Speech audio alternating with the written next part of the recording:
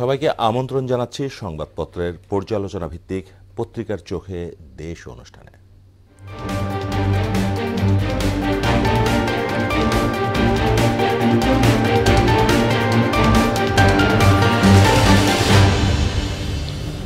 দর্শক, আজকের অনুষ্ঠানে আমার সাথে আমন্ত্রিত অতিথি হিসেবে স্টুডিওতে উপস্থিত রয়েছেন মোহনা টেলিভিশনের বার্তা সম্পাদক সুমন মুস্তাফিজ। সুমন মুস্তাফিজ, পত্রিকার চোখে দেশ অনুষ্ঠানে আপনাকে স্বাগত। আপনার কাছে আমরা আলোচনায় ফিরব, তবে তার আগে দেখে নেব আমার হাতে থাকা পত্রিকার পাতায় শিরোনামগুলো। দর্শক, আমার হাতে প্রথমেই রয়েছে দৈনিক প্রথম আলো। জানিয়ে দিচ্ছি তার শিরোনাম। অনুমতি ৩৩ কোটি ডিমের, ১ বছরে এসেছে ১০ লাখ। টানেল ও মহাসড়কের টোলের বড় অংশ নিয়ে যায় ঠিকাদার। সরকারকে চাপে রাখতে চায় বৈষম্য বিরোধী ছাত্র আন্দোলন।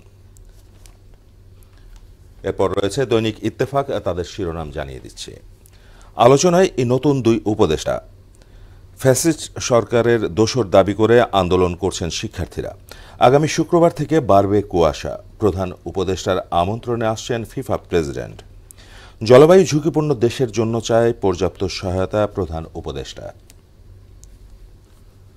দৈনিক সমকাল, তার শিরোনাম ৪৫,০০০ পুলিশের চেয়ার বদল। জলবায়ু ঝুঁকিপূর্ণ দেশগুলোর জন্য পর্যাপ্ত সহায়তা চাই।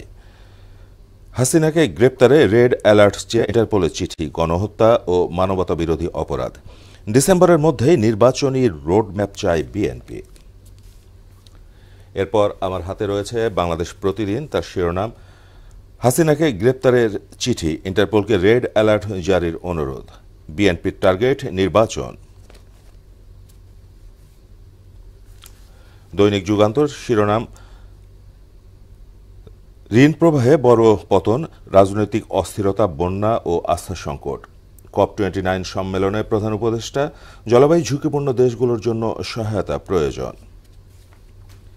দৈনিক বণিক বার্তা, তার শিরোনাম শেখ হাসিনাকে গ্রেপ্তারে রেড অ্যালার্ট জারির অনুরোধ ইন্টারপোলকে।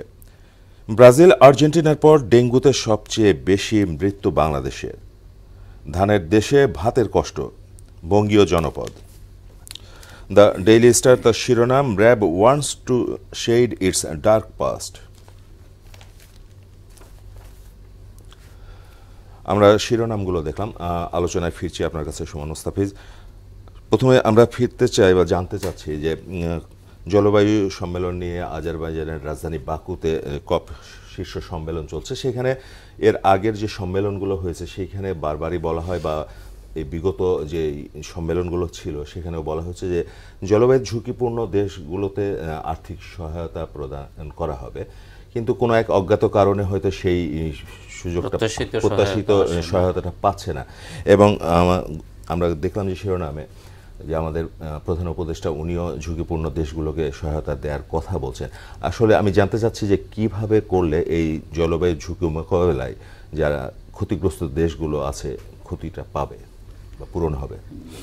দেখুন, এটি তো মূলত এই আন্তর্জাতিক বেশিরভাগ সংস্থাগুলোই নিয়ন্ত্রণ করে কয়েকটি রাষ্ট্র, উন্নত কয়েকটি রাষ্ট্র, এবং দুঃখজনকভাবে তারাই হচ্ছে আপনার এই জলবায়ু ঝুঁকি তৈরির মূল কারণ। তাদের ইন্ডাস্ট্রিয়াল ডেভেলপমেন্টের কারণে যে পরিবেশ দূষণ হচ্ছে, কার্বনাইজেশন হচ্ছে, গ্রিন হাউস এফেক্ট হচ্ছে, এগুলো তাদের অতি শিল্পায়নের কারণে।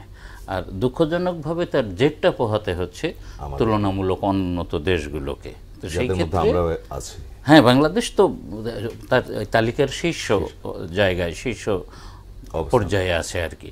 তো সেই ক্ষেত্রে মানে বরাবরই বাংলাদেশ সহ এই অনুন্নত দেশগুলো বরাবরই আবেদন জানিয়ে আসছে যে তোমাদের সৃষ্ট প্রবলেম, এই সমস্যার সমাধানও তোমাদেরকে করতে হবে। তো সেখানে এই ধরনের যে সম্মেলন, সেমিনার, সিম্পোজিয়াম, আন্তর্জাতিক মানের যত আয়োজন হয় সেখানে বড় বড় কথা বলা হয়, বরাবরই বলে থাকেন উন্নত দেশগুলোর প্রতিনিধিরা, রাষ্ট্রনায়করা, কিন্তু প্রকৃতপক্ষে কাজের কাজ তেমনটা নাই। তো এইখানে যে বিষয়, সেখানে কি করলে ফান্ড বাড়বে বা বাড়ানো যাবে, এইভাবে কোনো যুক্তি বা কোনো অবস্থান দাঁড় করানো যায় না। বিষয়টা হলো যে তাদেরকে আন্তরিক হতে হবে। বারবার তাদেরকে বলা হচ্ছে, আমাদের প্রধান উপদেষ্টা মহোদয় যেমন কালকে বলেছেন এবং আজকে ওনার ভাষণ দেওয়ার কথা রয়েছে মূল পর্বে, আমরা আশা করছি যে আজও উনি তুলে ধরবেন আমাদের যে বাস্তব চিত্র, বাংলাদেশ এবং বাংলাদেশের মতো ক্ষতিগ্রস্ত দেশগুলোর যে বাস্তব চিত্র, আশা করা যায় সেটি উনি অবশ্যই তুলে ধরবেন। তো সেইখান থেকে তাদেরকে, যারা নিয়ন্ত্রক বিশেষভাবে আর কি ঘোষিত নিয়ন্ত্রক, তাদেরকে আন্তরিক হতে হবে এবং ফান্ড না বাড়ালে, জাতিসংঘ মহাসচিব এরই মধ্যে বলে ফেলেছেন যে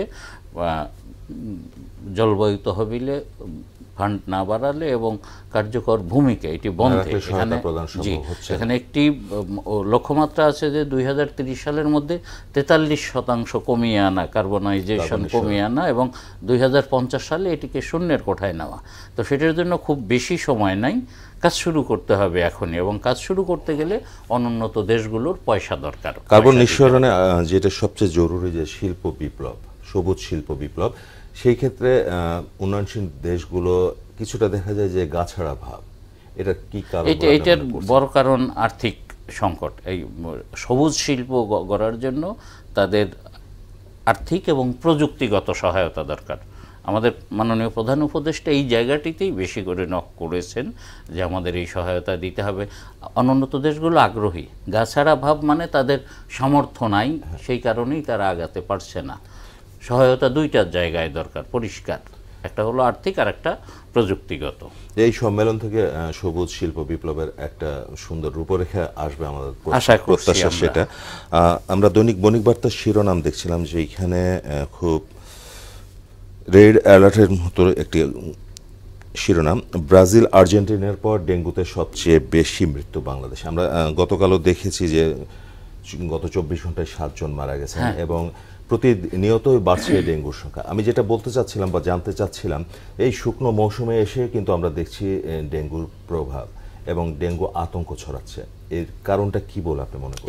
এইটা বেশি হবে, এটা খুব স্বাভাবিক বিষয়। কারণ হচ্ছে যে বর্ষা মৌসুমে যেমন রোদ বৃষ্টির কারণে, বিশেষ করে বর্ষা মৌসুমের বৃষ্টির কারণে মশার যে আপনার প্রজনন সেটা কিছুটা হলেও ব্যাহত হয়, পানিতে ধুয়ে যায়, যার কারণে প্রজনন ব্যাহত হয়। এখন শীত আসার সাথে সাথে মশা বাড়বে, পর্যাপ্ত পরিমাণে মশা বাড়বে, এবং মশাই তো মূল উৎস ডেঙ্গুর।